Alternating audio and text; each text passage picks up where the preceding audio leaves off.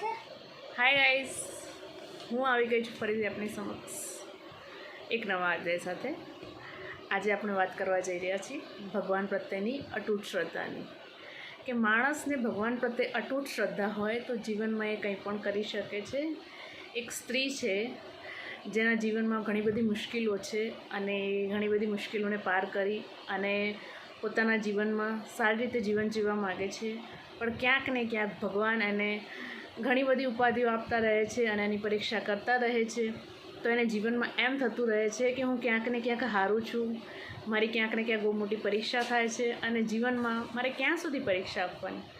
પણ ખરેખર તો એવું છે કે એ સ્ત્રી જ્યારે પણ એ મુસીબતમાં હોય છે ત્યારે એની સાથે ક્યાંક ને ક્યાંક ભગવાનનો સાથ જોવા મળ્યો છે। અને કોઈ પણ વ્યક્તિ જીવનમાં જ્યારે પણ કંઈ મુસીબતમાં હોય કે એને એકલતા મહેસૂસ થાય ત્યારે હંમેશા એની જોડે કોઈ આંગળી પકડવાવાળું હોય એવો કોઈ વ્યક્તિ મળી જાય તો એ ભગવાન સમાન હોય, અથવા ભગવાનનો મૂકેલો કોઈ માણસ હોય, અથવા ભગવાન પોતે એ રૂપમાં આવ્યા હોય। આપણે નથી જાણતા કે એ લોકો આપણને કયા રૂપે આવી અને મદદ કરી જાય છે।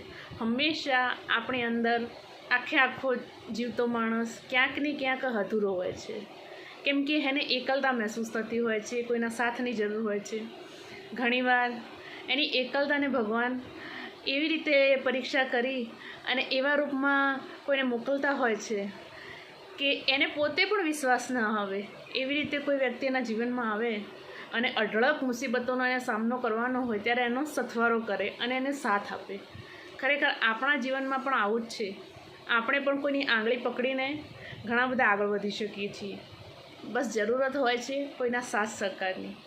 તો માણસના જીવનમાં સાથ સહકારનું ખૂબ મહત્ત્વ છે। આપણે પણ જીવનમાં કોઈના સાથી બનીએ, સહકાર આપીએ અને દરેકના જીવનમાં નાની મોટી મદદ કરતા રહીએ તો આપણને પણ ભગવાનનો ક્યાંક સાથ મળતો રહે અને સામેવાળી વ્યક્તિને પણ લાગે કે ખરેખર મને ભગવાનના રૂપે કોઈ માણસ મળ્યું છે અને હું મારી જીવનની નૈયા આગળ વધારી શકું છું।